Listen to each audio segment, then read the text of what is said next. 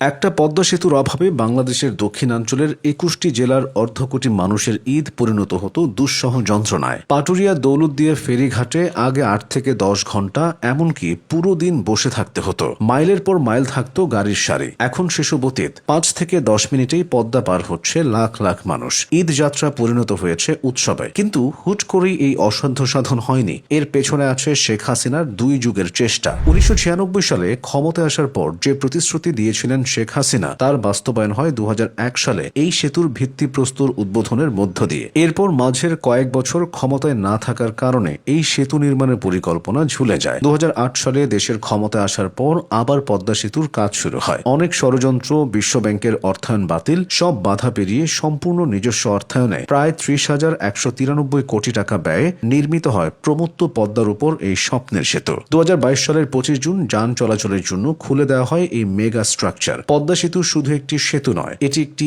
Engineering miracle বা প্রকৌশলগত বিস্ময়। অ্যামাজনের পর বিশ্বের সবচেয়ে খরস্রোতা নদী হলো এই পদ্মা। এই নদীর বুকে সেতু দাঁড় করানো ছিল প্রায় অসম্ভব এক চ্যালেঞ্জ, কিন্তু সেই অসম্ভবকে সম্ভব করা হয়েছে। এই সেতুতে বিশ্বের সবচেয়ে গভীরতম পাইলিং করা হয়েছে। নদীর তলদেশে ১২২ মিটার বা প্রায় ৪০০ ফুট নিচ পর্যন্ত স্টিলের পাইল বসানো হয়েছে, যা প্রায় ৪০ তলা একটি ভবনের সমান। শুধু তাই নয়, অত্যাধুনিক ফ্রিকশন পেন্ডুলাম বিয়ারিং ব্যবহারের ফলে এই সেতু রিক্টার স্কেলে ৯ মাত্রার ভয়াবহ ভূমিকম্প অনায়াসে সহ্য করতে পারবে। প্রতি বছর ঈদের সময় কোটি কোটি মানুষ ঢাকা ছাড়েন। এর বড় একটি অংশ দক্ষিণাঞ্চলের মানুষ। আগে ঢাকা থেকে বরিশাল যেতে সময় লাগত ১০ থেকে ১২ ঘন্টা, আর এখন মাওয়া এক্সপ্রেসওয়ে এবং পদ্মা সেতু হয়ে মাত্র ৩ থেকে ৪ ঘন্টার মধ্যেই মানুষ পৌঁছে যাচ্ছে বরিশালে। খুলনা, ফরিদপুর, মাদারীপুর, শরীয়তপুর, গোপালগঞ্জ সব জেলার দূরত্ব যেন ম্যাজিকের মতো কমে গেছে। দক্ষিণাঞ্চলের প্রায় ২১টি জেলার মানুষ এখন এই সেতুর সুবিধা পাচ্ছেন। পদ্মা সেতু একটি দ্বিতল বা দোতলা সেতু।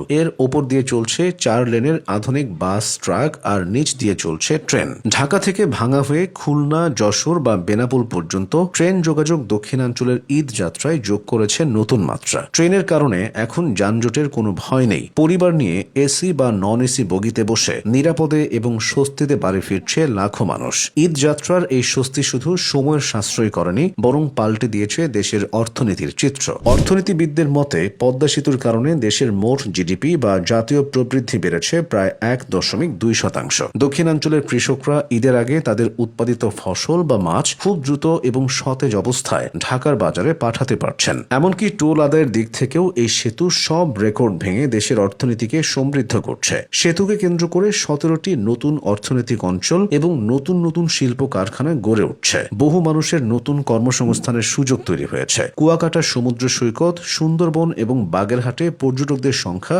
বহুগুণে বৃদ্ধি পেয়েছে। উন্নত যোগাযোগ ব্যবস্থার ফলে এ অঞ্চলের মানুষ শিক্ষা ও স্বাস্থ্যসেবার জন্য খুব সহজেই ঢাকা বা অন্য বড় শহরে যাতায়াত করতে পারছেন। সেতুর মাধ্যমে দক্ষিণাঞ্চলে গ্যাস পাইপলাইন, বিদ্যুৎ ও অপটিক্যাল ফাইবার নেটওয়ার্ক সম্প্রসারণ সহজ হয়েছে, যা ডিজিটাল রূপান্তরকে ত্বরান্বিত করছে। পদ্মা সেতু শুধু লোহা আর কংক্রিটের কোনো কাঠামো নয়, এটি দক্ষিণাঞ্চলের মানুষের দীর্ঘদিনের দুর্দশার জবাব। এটি একটি স্বস্তিদায়ক ঈদ যাত্রার নিশ্চয়তা।